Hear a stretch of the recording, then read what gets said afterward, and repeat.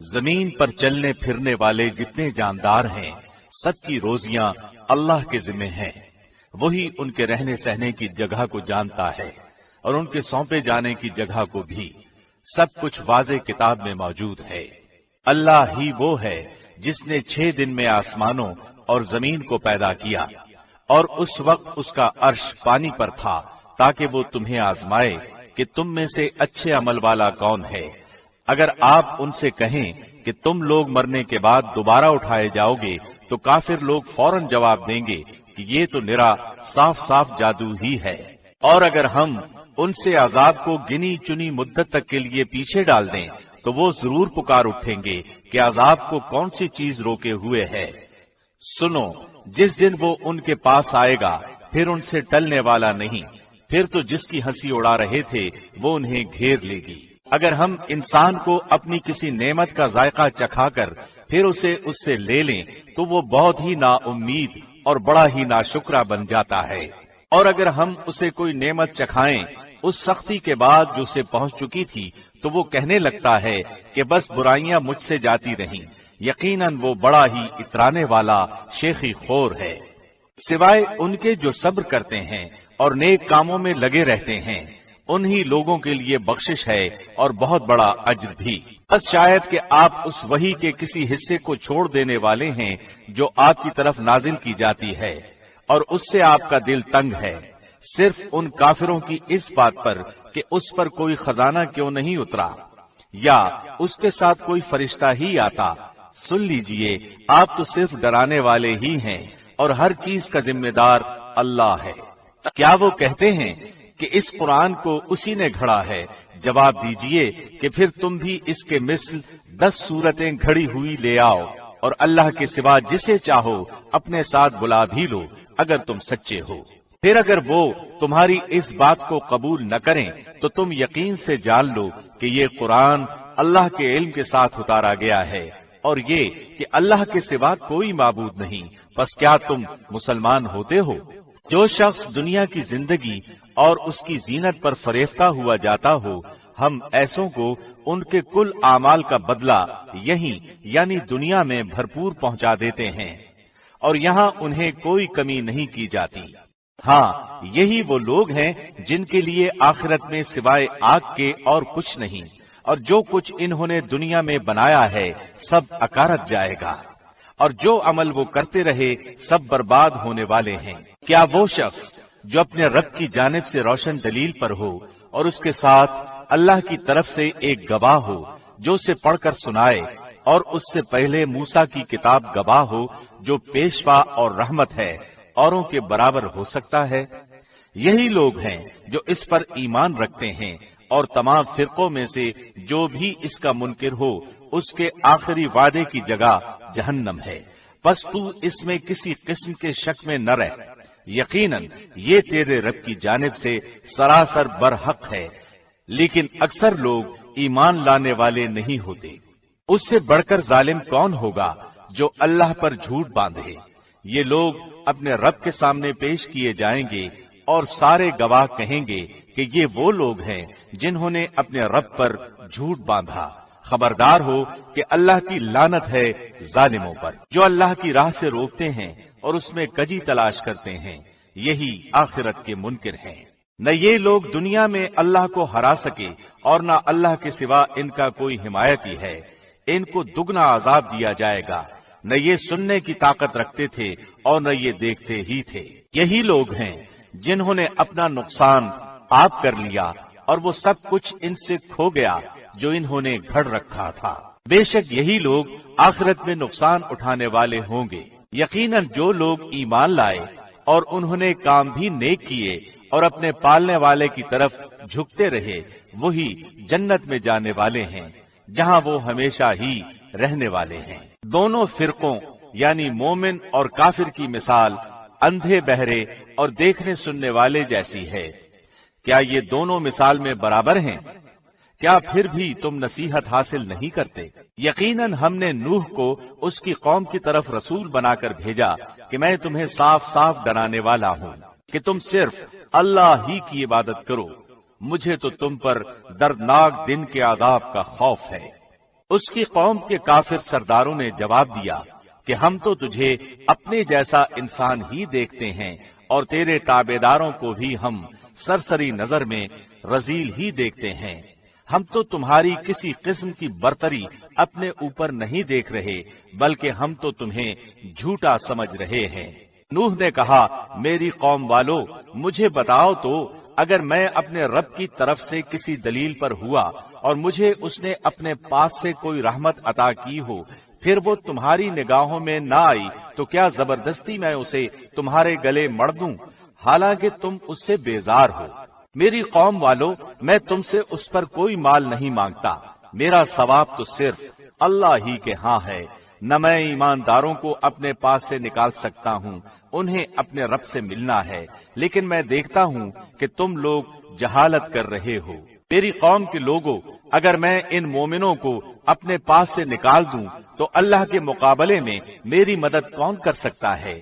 کیا تم کچھ بھی غور و فکر نہیں کرتے؟ میں تم سے یہ نہیں کہتا کہ میرے پاس اللہ کے خزانے ہیں۔ سنو، میں غیب کا علم بھی نہیں رکھتا، نہ میں یہ کہتا ہوں کہ میں کوئی فرشتہ ہوں، نہ میرا یہ قول ہے کہ جن پر تمہاری نگاہیں ذلت سے پڑ رہی ہیں انہیں اللہ کوئی نعمت دے گا ہی نہیں۔ ان کے دل میں جو ہے اسے اللہ ہی خوب جانتا ہے۔ اگر میں ایسی بات کہوں تو یقیناً میرا شمار ظالموں میں ہو جائے گا۔ قوم کے لوگوں نے کہا، اے نوح، تو نے ہم سے بحث کر لی اور خوب بحث کر لی۔ اب اگر تو سچا ہے تو جس چیز سے ہمیں ڈرا دھمکا رہا ہے وہی ہمارے پاس لے آ۔ نوح نے جواب دیا کہ اسے بھی اللہ ہی لائے گا اگر وہ چاہے، اور ہاں، تم اسے ہرانے والے نہیں ہو۔ تمہیں میری خیرخواہی کچھ بھی نفع نہیں دے سکتی، گو میں کتنی ہی تمہاری خیرخواہی کیوں نہ چاہوں، بشرطے کہ اللہ کا ارادہ تمہیں گمراہ کرنے کا ہو۔ وہی تم سب کا پروردگار ہے اور اسی کی طرف لوٹائے جاؤ گے۔ کیا یہ کہتے ہیں کہ اسے خود اسی نے گھڑ لیا ہے؟ تو جواب دے کہ اگر میں نے اسے گھڑ لیا ہو تو میرا گناہ مجھ پر ہے اور میں ان گناہوں سے بری ہوں جو تم کر رہے ہو۔ نوح کی طرف وحی بھیجی گئی کہ تیری قوم میں سے جو ایمان لا چکے ان کے سوا اور کوئی اب ایمان لائے گا ہی نہیں، پس تو ان کے کاموں پر غمگین نہ ہو، اور ایک کشتی ہماری آنکھوں کے سامنے اور ہماری وحی سے تیار کر، اور ظالموں کے بارے میں ہم سے کوئی بات چیت نہ کر، وہ پانی میں ڈبو دیے جانے والے ہیں۔ وہ یعنی نوح کشتی بنانے لگے، ان کی قوم کے جو سردار ان کے پاس سے گزرتے وہ ان کا مذاق اڑاتے۔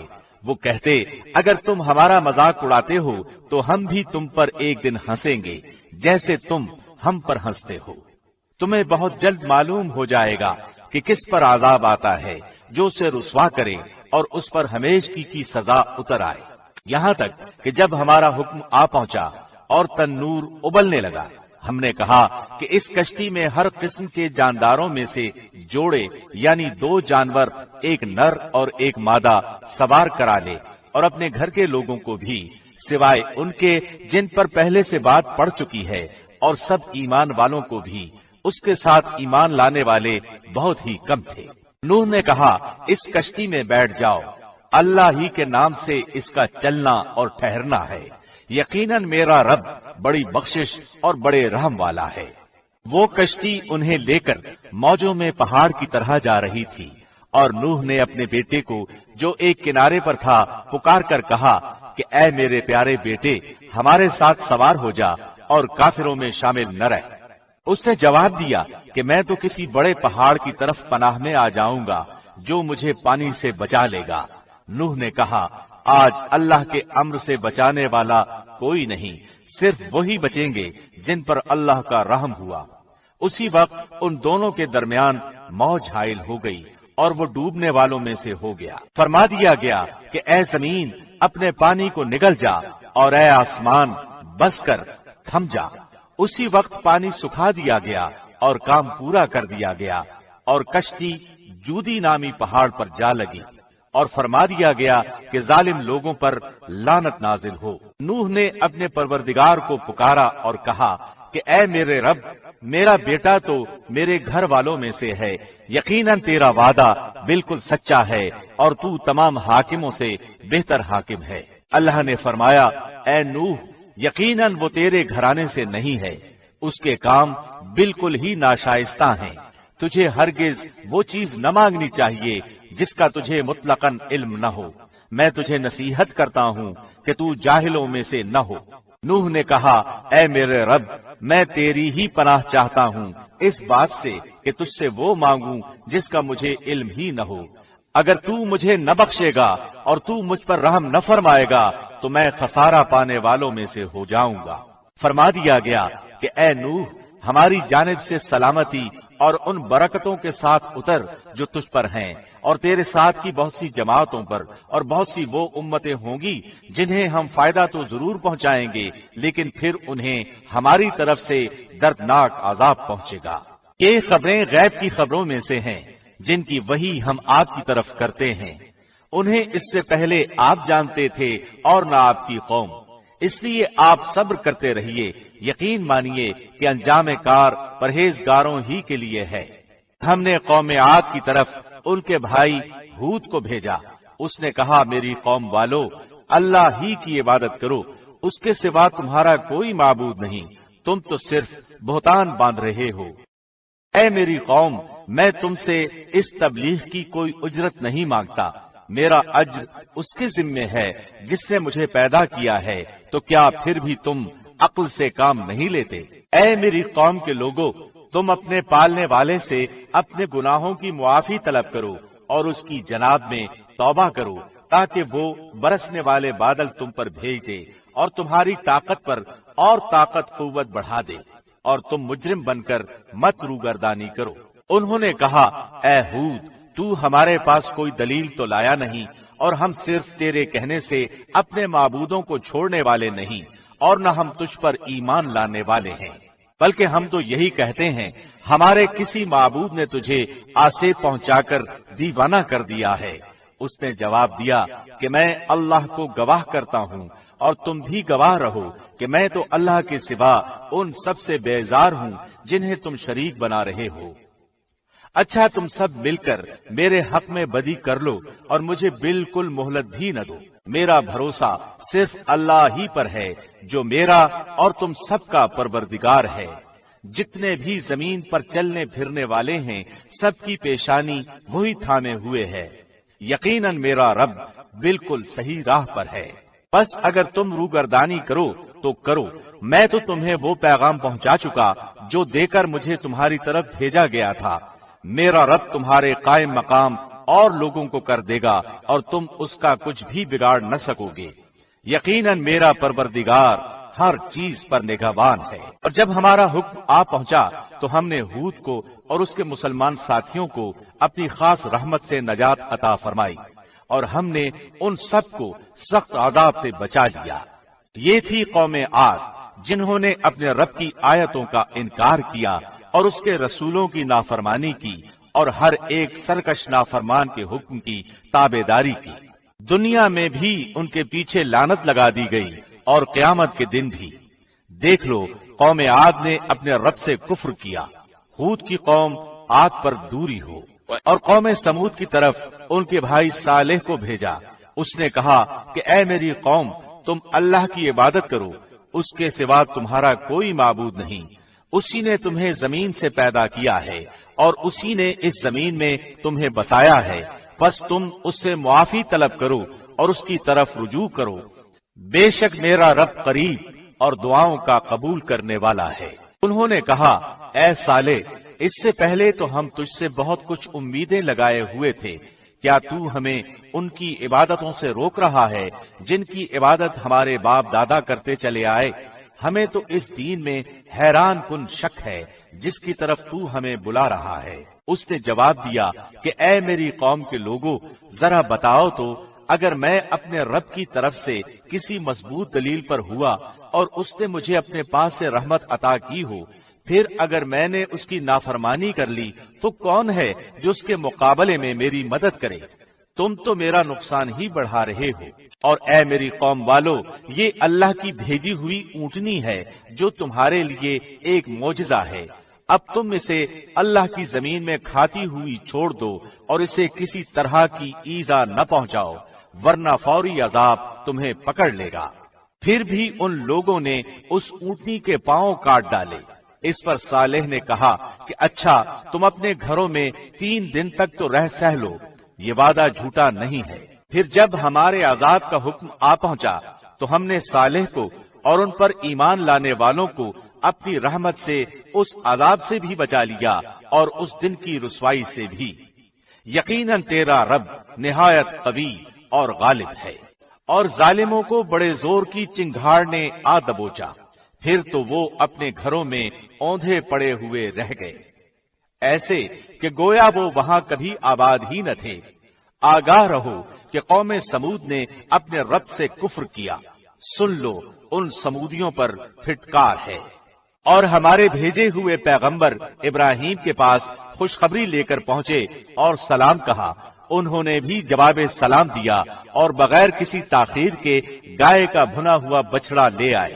اب جو دیکھا کہ ان کے تو ہاتھ بھی اس کی طرف نہیں پہنچ رہے تو انہیں انجان پا کر دل ہی دل میں ان سے خوف کرنے لگے۔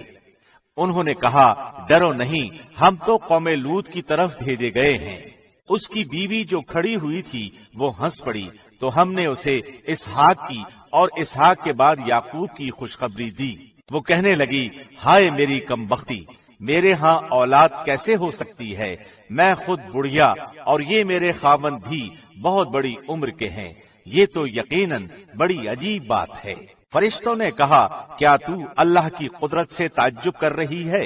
تم پر اے اس گھر کے لوگوں اللہ کی رحمت اور اس کی برکتیں نازل ہوں، بے شک اللہ بڑا قابل تعریف اور بڑی شان والا ہے۔ جب ابراہیم کا ڈر خوف جاتا رہا اور اسے بشارت بھی پہنچ چکی تو ہم سے قوم لوط کے بارے میں بحث کرنے لگے۔ یقیناً ابراہیم بہت تحمل والے، نرم دل اور اللہ کی جانب جھکنے والے تھے۔ اے ابراہیم، اس خیال کو چھوڑ دیجئے، آپ کے رب کا حکم آ پہنچا ہے اور ان پر نہ ٹلنے والا عذاب ضرور آنے والا ہے۔ جب ہمارے بھیجے ہوئے فرشتے لوط کے پاس پہنچے تو وہ ان کی وجہ سے بہت غمگین ہو گئے اور دل ہی دل میں کڑھنے لگے اور کہنے لگے کہ آج کا دن بڑی مصیبت کا دن ہے۔ اور اس کی قوم دوڑتی ہوئی اس کے پاس آ پہنچی، وہ تو پہلے ہی سے بدکاریوں میں مبتلا تھی۔ لوط نے کہا، اے قوم کے لوگوں، یہ ہیں میری بیٹیاں جو تمہارے لیے بہت ہی پاکیزہ ہیں، اللہ سے ڈرو اور مجھے میرے مہمانوں کے بارے میں رسوا نہ کرو، کیا تم میں ایک بھی بھلا آدمی نہیں؟ انہوں نے جواب دیا کہ تو بخوبی جانتا ہے کہ ہمیں تو تیری بیٹیوں پر کوئی حق نہیں ہے اور تو ہماری اصلی چاہت سے بخوبی واقف ہے۔ لوط نے کہا، کاش کہ مجھ میں تم سے مقابلہ کرنے کی قوت ہوتی یا میں کسی زبردست کا آسرا پکڑ پاتا۔ اب فرشتوں نے کہا، اے لوط، ہم تیرے پروردگار کے بھیجے ہوئے ہیں، ناممکن ہے کہ یہ تجھ تک پہنچ جائیں، پس تو اپنے گھر والوں کو لے کر کچھ رات رہے نکل کھڑا ہو۔ تم میں سے کسی کو مڑ کر بھی نہ دیکھنا چاہیے بجز تیری بیوی کے، اس لیے کہ اسے بھی وہی پہنچنے والا ہے جو ان سب کو پہنچے گا۔ یقیناً ان کے وعدے کا وقت صبح کا ہے، کیا صبح بالکل قریب نہیں؟ پھر جب ہمارا حکم آ پہنچا تو ہم نے اس بستی کو زیر و زبر کر دیا، اوپر کا حصہ نیچے کر دیا اور ان پر کنکریلے پتھر برسائے جو تہ بتہ تھے۔ تیرے رب کی طرف سے نشان زدہ تھے اور وہ ان ظالموں سے کچھ بھی دور نہ تھے۔ اور ہم نے مدین والوں کی طرف ان کے بھائی شعیب کو بھیجا، اس نے کہا، اے میری قوم، اللہ کی عبادت کرو، اس کے سوا تمہارا کوئی معبود نہیں، اور تم ناپ تول میں بھی کمی نہ کرو۔ میں تو تمہیں آسودہ حال دیکھ رہا ہوں اور مجھے تم پر گھیرنے والے دن کے عذاب کا خوف بھی ہے۔ اے میری قوم، ناپ تول انصاف کے ساتھ پوری پوری کرو، لوگوں کو ان کی چیزیں کم نہ دو اور زمین میں فساد اور خرابی نہ مچاؤ۔ اللہ کا حلال کیا ہوا جو بچ رہے تمہارے لیے بہت ہی بہتر ہے اگر تم ایماندار ہو۔ میں تم پر کچھ نگہبان اور داروغہ نہیں ہوں۔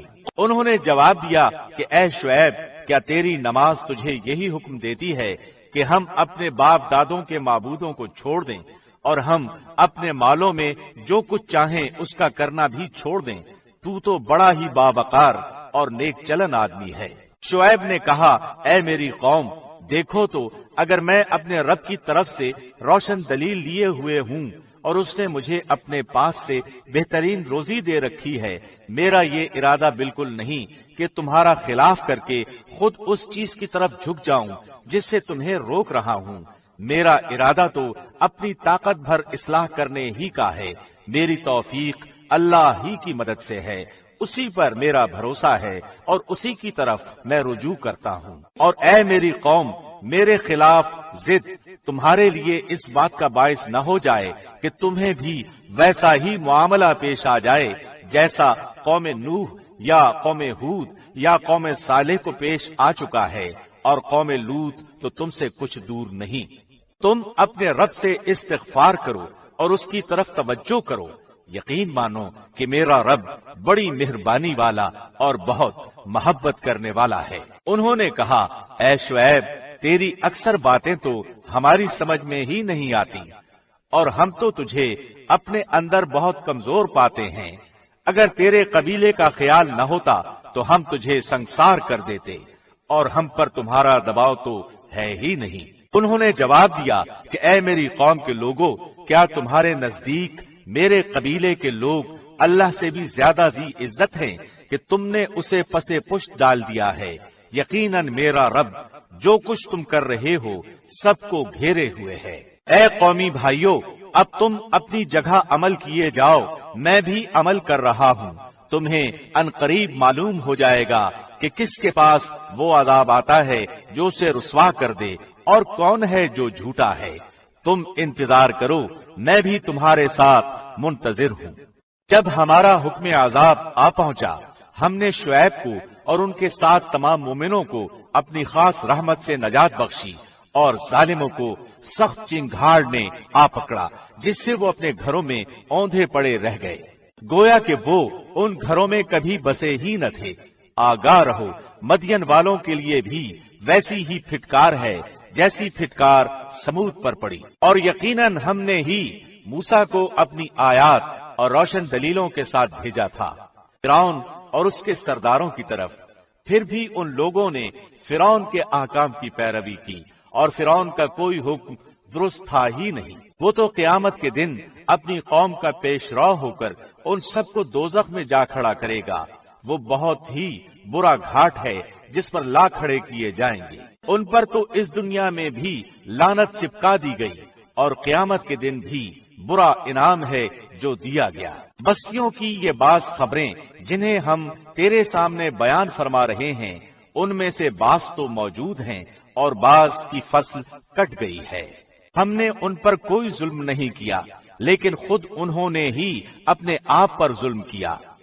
اور جب تیرے رب کا حکم آ گیا تو ان کے ان معبودوں نے انہیں کوئی فائدہ نہ پہنچایا جنہیں وہ اللہ کے سوا پکارا کرتے تھے، بلکہ ان کے معبودوں نے ان کی تباہی و بربادی میں کچھ اضافہ ہی کیا۔ تیرے پروردگار کی پکڑ کا یہی طریقہ ہے جبکہ وہ بستیوں کے رہنے والے ظالموں کو پکڑتا ہے، بے شک اس کی پکڑ دکھ دینے والی اور نہایت سخت ہے۔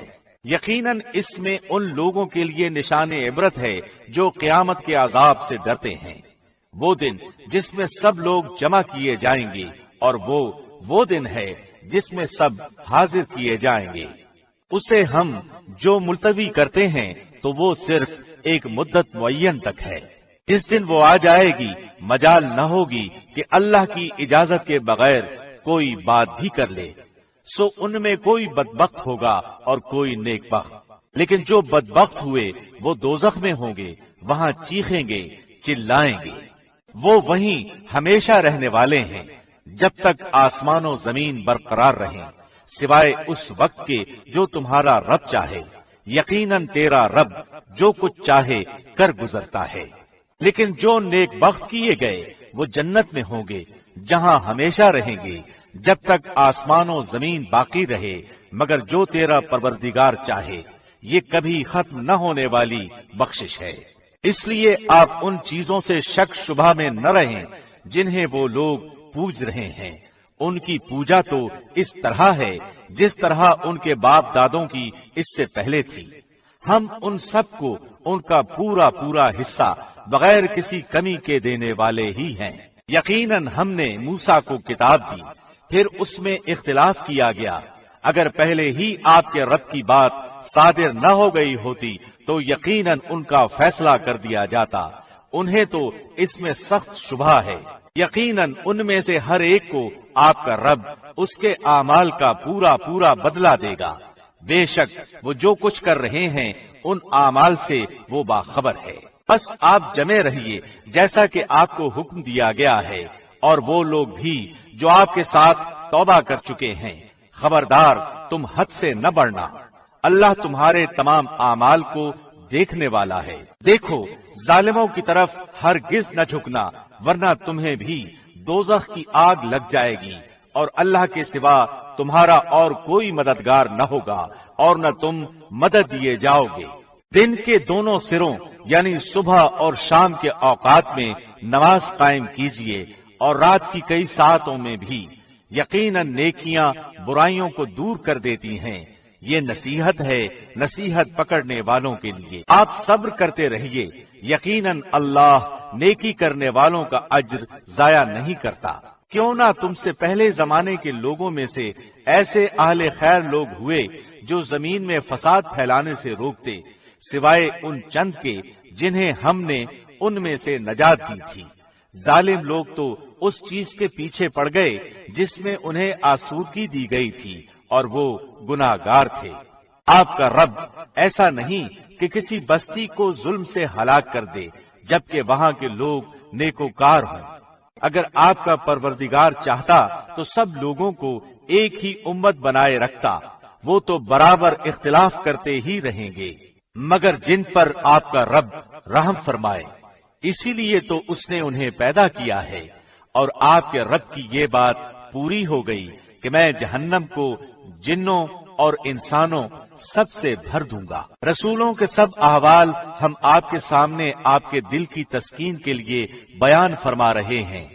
آپ کے پاس اس صورت میں بھی حق پہنچ چکا جو نصیحت و واعظ ہے مومنوں کے لیے۔ ایمان نہ لانے والوں سے کہہ دیجئے کہ تم اپنے طور پر عمل کیے جاؤ، ہم بھی عمل میں مشغول ہیں، اور تم بھی انتظار کرو، ہم بھی منتظر ہیں۔ آسمانوں اور زمین کا علم غیب اللہ ہی کو ہے، تمام کاموں کا رجوع بھی اسی کی جانب ہے، لہذا اسی کی عبادت کریں اور اسی پر بھروسہ رکھیں، اور تم جو کچھ کر رہے ہو اس سے تمہارا رب غافل نہیں ہے۔ شروع اللہ کے نام سے جو بڑا مہربان نہایت رحم کرنے والا ہے۔ الف لام را، یہ روشن کتاب کی آیتیں ہیں۔ یقیناً ہم نے اس کتاب کو عربی قرآن بنا کر نازل فرمایا ہے تاکہ تم سمجھ سکو۔ ہم آپ کے سامنے بہترین بیان پیش کرتے ہیں اس قرآن سے جو ہم نے آپ کی جانب وحی کے ذریعے نازل کیا ہے، اور یقیناً آپ اس سے پہلے بے خبروں میں سے تھے۔ جب یوسف نے اپنے باپ سے ذکر کیا کہ ابا جی، میں نے 11 ستاروں اور سورج چاند کو خواب میں دیکھا ہے کہ وہ سب مجھے سجدہ کر رہے ہیں، یعقوب نے کہا، پیارے بچے، اپنے اس خواب کا ذکر اپنے بھائیوں سے نہ کرنا، ایسا نہ ہو کہ وہ تیرے ساتھ کوئی فریب کاری کرے۔ شیطان تو انسان کا کھلا دشمن ہے، اور اسی طرح تجھے تیرا پروردگار برگزیدہ کرے گا، اور تجھے معاملہ فہمی یعنی خوابوں کی تعبیر بھی سکھائے گا، اور اپنی نعمت تجھے بھرپور عطا فرمائے گا۔ اور یعقوب کے گھر والوں کو بھی جیسے کہ اس نے اس سے پہلے تیرے دادا اور پردادا یعنی ابراہیم و اسحاق کو بھی بھرپور اپنی نعمت دی۔ یقیناً تیرا رب بہت بڑے علم والا اور زبردست حکمت والا ہے۔ یقیناً یوسف اور اس کے بھائیوں میں دریافت کرنے والوں کے لیے بڑی بڑی نشانیاں ہیں، جبکہ انہوں نے کہا کہ یوسف اور اس کا بھائی بنسبت ہمارے باپ کو بہت زیادہ پیارا ہے، حالانکہ ہم طاقتور جماعت ہیں، کوئی شک نہیں کہ ہمارے ابا سری غلطی میں ہیں۔ یوسف کو تو مار ہی ڈالو یا اسے کسی نامعلوم جگہ پھینک دو کہ تمہارے والد کا رخ صرف تمہاری طرف ہی ہو جائے، اس کے بعد تم نیک ہو جانا۔ ان میں سے ایک نے کہا، یوسف کو قتل تو نہ کرو، بلکہ اسے کسی اندھے کنویں کی تہ میں ڈالاؤ کہ اسے کوئی آتا جاتا قافلہ اٹھا لے جائے، اگر تمہیں کرنا ہی ہے تو یوں کرو۔ انہوں نے کہا ابا آخر آپ یوسف کے بارے میں ہم پر اعتبار کیوں نہیں کرتے؟ ہم تو اس کے خیر خواہ ہیں، کل آپ اسے ضرور ہمارے ساتھ بھیج دیجئے کہ خوب کھائے پیے اور کھیلے، اس کی حفاظت کے ہم ذمہ دار ہیں۔ یعقوب نے کہا اسے تمہارا لے جانا مجھے تو سخت صدمہ دے گا اور مجھے یہ بھی کھٹکا لگا رہے گا کہ تمہاری غفلت میں اسے بھیڑیا کھا جائے۔ انہوں نے جواب دیا کہ ہم جیسی زوراور جماعت کی موجودگی میں بھی اگر اسے بھیڑیا کھا جائے تو ہم بالکل نکمے ہی ہوئے۔ پھر جب اسے لے چلے اور سب نے مل کر ٹھان لیا کہ اسے غیر آباد گہرے کنویں کی تہ میں پھینک دیں، ہم نے یوسف کی طرف وحی کی کہ یقیناً وقت آ رہا ہے کہ تو انہیں اس ماجرے کی خبر اس حال میں دے گا کہ وہ جانتے ہی نہ ہو۔ اور عشاء کے وقت وہ سب اپنے باپ کے پاس روتے ہوئے پہنچے اور کہنے لگے کہ ابا جی ہم تو آپس میں دوڑ میں لگ گئے اور یوسف کو ہم نے اسباب کے پاس چھوڑا، پس اسے بھیڑیا کھا گیا۔ آپ تو ہماری بات نہیں مانیں گے، گو ہم بالکل سچے ہی ہوں۔ اور یوسف کے کرتے کو جھوٹ موٹ کے خون سے خون آلود بھی کر لائے تھے۔ باپ نے کہا یوں نہیں، بلکہ تم نے اپنے دل ہی سے ایک بات بنا لی ہے، پس صبر ہی بہتر ہے، اور تمہاری بنائی ہوئی باتوں پر اللہ ہی سے مدد کی طلب ہے۔ اور ایک قافلہ آیا اور انہوں نے اپنے پانی لانے والے کو بھیجا، اس نے اپنا ڈول لٹکا دیا اور کہنے لگا واہ واہ خوشی کی بات ہے، یہ تو ایک لڑکا ہے۔ انہوں نے اسے مال تجارت قرار دے کر چھپا دیا اور اللہ اس سے باخبر تھا جو وہ کر رہے تھے، اور انہوں نے اسے بہت ہی ہلکی قیمت پر گنتی کے چند درہموں پر ہی بیچ ڈالا۔ وہ تو یوسف کے بارے میں بہت ہی بے رغبت تھے۔ مصر والوں میں سے جس نے اسے خریدا تھا اس نے اپنی بیوی سے کہا کہ اسے بہت عزت و احترام کے ساتھ رکھو، بہت ممکن ہے کہ یہ ہمیں فائدہ پہنچائے یا اسے ہم اپنا بیٹا ہی بنا لیں۔ یوں ہم نے مصر کی سرزمین میں یوسف کا قدم جما دیا کہ ہم اسے خواب کی تعبیر کا کچھ علم سکھا دیں۔ اللہ اپنے ارادے پر غالب ہے، لیکن اکثر لوگ بے علم ہوتے ہیں۔ اور جب یوسف پختگی کی عمر کو پہنچ گئے تو ہم نے اسے قوت فیصلہ اور علم دیا۔ ہم نیک کاروں کو اسی طرح بدلہ دیتے ہیں۔ اس عورت نے جس کے گھر میں یوسف تھے، یوسف کو بہلانا پھسلانا شروع کیا کہ وہ اپنے نفس کی نگرانی چھوڑ دے اور دروازے بند کر کے کہنے لگی لو آ جاؤ۔ یوسف نے کہا اللہ کی پناہ، وہ میرا رب ہے، مجھے اس نے بہت اچھی طرح رکھا ہے، بے انصافی کرنے والوں کا بھلا نہیں ہوتا۔ اس عورت نے یوسف کا قصد کیا اور یوسف اس کا قصد کرتے اگر وہ اپنے پروردگار کی دلیل نہ دیکھتے۔ یوں ہی ہوا تاکہ ہم اس سے برائی اور بے حیائی دور کر دیں، بے شک وہ ہمارے چنے ہوئے بندوں میں سے تھا۔ اور دونوں دروازے کی طرف دوڑے اور اس عورت نے یوسف کا کرتا پیچھے کی طرف سے کھینچ کر پھاڑ ڈالا، اور دروازے کے پاس ہی عورت کا شوہر دونوں کو مل گیا تو کہنے لگی جو شخص تیری بیوی کے ساتھ برا ارادہ کرے بس اس کی سزا یہی ہے کہ اسے قید کر دیا جائے یا اور کوئی دردناک سزا دی جائے۔ یوسف نے کہا یہ عورت ہی مجھے پھسلا رہی تھی، اور عورت کے قبیلے ہی کے ایک شخص نے گواہی دی کہ اگر اس کا کرتا آگے سے پھٹا ہوا ہو تو عورت سچی ہے اور یوسف جھوٹ بولنے والوں میں سے ہے، اور اگر اس کا کرتا پیچھے کی جانب سے پھٹا ہوا ہو تو عورت جھوٹی ہے اور یوسف سچوں میں سے ہے۔ سو جب خامد نے دیکھا کہ یوسف کا کرتا پیٹھ کی جانب سے پھٹا ہوا ہے تو صاف کہہ دیا کہ یہ تو تم عورتوں کی چال بازی ہے، بے شک تمہاری چال بازی بہت بڑی ہے۔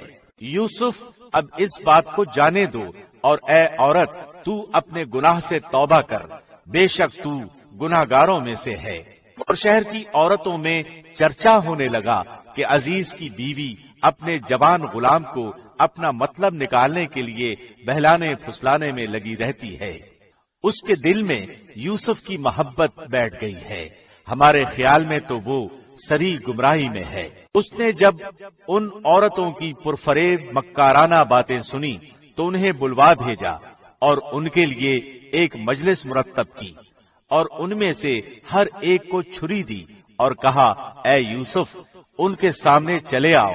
ان عورتوں نے جب اسے دیکھا تو بہت بڑا جانا اور اپنے ہاتھ کاٹ لیے، اور زبان سے نکل گیا کہ ہاشا للہ، یہ انسان تو ہرگز نہیں، یہ تو یقیناً کوئی بہت ہی بزرگ فرشتہ ہے۔ اس وقت عزیز مصر کی بیوی نے کہا، یہ ہے وہ جس کے بارے میں تم مجھے تانے دے رہی تھی۔ میں نے ہر چند اس سے اپنا مطلب حاصل کرنا چاہا، لیکن یہ بال بال بچا رہا، اور جو کچھ میں اس سے کہہ رہی ہوں اگر یہ نہ کرے گا تو یقیناً یہ قید کر دیا جائے گا، اور بے شک یہ بہت ہی بے عزت ہوگا۔ یوسف نے دعا کی کہ اے میرے پروردگار، جس بات کی طرف یہ عورتیں مجھے بلا رہی ہیں اس سے تو مجھے جیل خانہ بہت پسند ہے۔ اگر تو نے ان کا مکر و فریب مجھ سے دور نہ کیا تو میں تو ان کی طرف مائل ہو جاؤں گا اور بالکل نادانوں میں جا ملوں گا۔ اس کے رب نے اس کی دعا قبول کر لی اور ان عورتوں کے داؤ پیچ اس سے پھیر دیے۔ یقیناً وہ خوب سننے والا، خوب جاننے والا ہے۔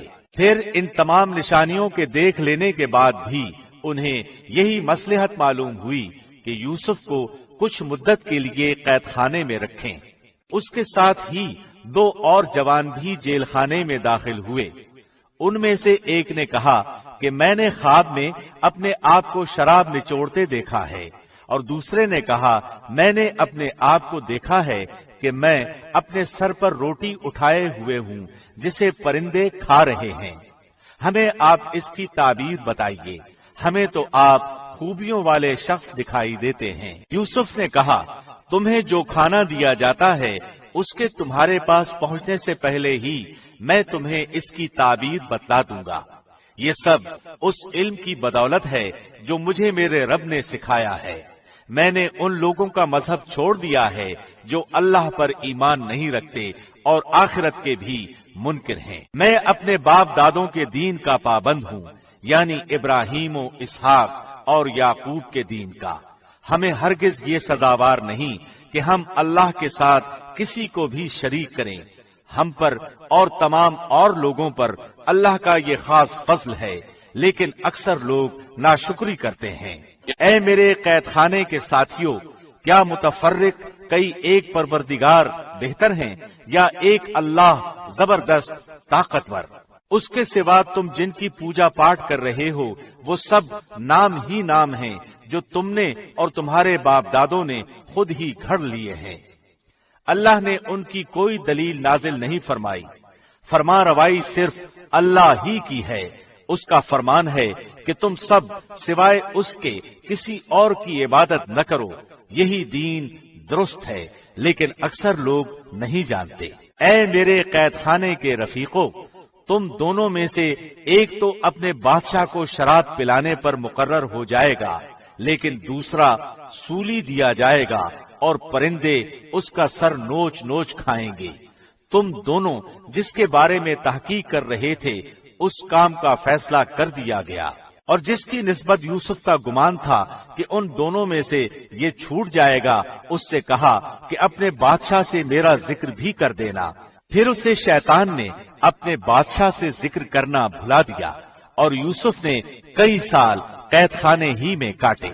بادشاہ نے کہا میں نے خواب میں دیکھا ہے کہ 7 موٹی تازی فربا گائیں ہیں جن کو 7 لاغر دبلی پتلی گائیں کھا رہی ہیں، اور 7 بالیاں ہیں ہری ہری، اور دوسری 7 بالکل خشک۔ اے درباریوں، میرے اس خواب کی تعبیر بتلاؤ اگر تم خواب کی تعبیر دے سکتے ہو۔ انہوں نے جواب دیا کہ یہ تو اڑتے اڑاتے پریشان خواب ہیں، اور ایسے شوریدہ پریشان خوابوں کی تعبیر جاننے والے ہم نہیں۔ ان 2 قیدیوں میں سے جو رہا ہوا تھا اسے مدت کے بعد یاد آ گیا اور کہنے لگا میں تمہیں اس کی تعبیر بتلا دوں گا، مجھے جانے کی اجازت دیجیے۔ اے یوسف، اے بہت بڑے سچے، آپ ہمیں اس خواب کی تعبیر بتلائیے کہ 7 موٹی تازی گائیں ہیں جنہیں 7 دبلی پتلی گائیں کھا رہی ہیں، اور 7 بالکل سبز خوشے ہیں اور ساتھ ہی دوسرے بھی بالکل خشک ہیں، تاکہ میں واپس جا کر ان لوگوں سے کہوں تاکہ وہ سب جان لیں۔ یوسف نے جواب دیا کہ تم 7 سال تک پے در پے لگاتار حسب عادت غلہ بویا کرنا اور فصل کاٹ کر اسے بالیوں سمیت ہی رہنے دینا، سوائے اپنے کھانے کی تھوڑی سی مقدار کے۔ اس کے بعد 7 سال نہایت سخت قحط کے آئیں گے، وہ اس غلے کو کھا جائیں گے جو تم نے ان کے لیے ذخیرہ رکھ چھوڑا تھا، سوائے اس تھوڑے سے کے جو تم محفوظ کر کے رکھو گے۔ اس کے بعد جو سال آئے گا اس میں لوگوں پر خوب بارش برسائی جائے گی اور وہ اس میں شیرہ انگور بھی خوب نچوڑیں گے۔ اور بادشاہ نے کہا یوسف کو میرے پاس لاؤ۔ جب قاصد یوسف کے پاس پہنچا تو انہوں نے کہا اپنے بادشاہ کے پاس واپس جا اور اس سے پوچھ کہ ان عورتوں کا حقیقی واقعہ کیا ہے جنہوں نے اپنے ہاتھ کاٹ لیے تھے۔ ان کے ہیلے کو صحیح طور پر جاننے والا میرا پروردگار ہی ہے۔ بادشاہ نے پوچھا اے عورتوں، اس وقت کا صحیح واقعہ کیا ہے جب تم داؤ فریب کر کے یوسف کو اس کی دلی منشا سے بہکانا چاہتی تھی؟ انہوں نے صاف جواب دیا کہ معاذ اللہ، ہم نے یوسف میں کوئی برائی نہیں پائی۔ پھر تو عزیز کی بیوی بھی بول اٹھی کہ اب تو حق سچ واضح ہو گیا ہے، میں نے ہی اسے ورغلایا تھا اس کے جی سے، اور یقیناً وہ سچوں میں سے ہے۔ یوسف نے کہا یہ اس واسطے کہ عزیز جان لے کہ میں نے اس کی پیٹھ پیچھے اس کی خیانت نہیں کی، اور یہ بھی کہ اللہ دغا بازوں کے ہتھ کنڈے چلنے نہیں دیتا۔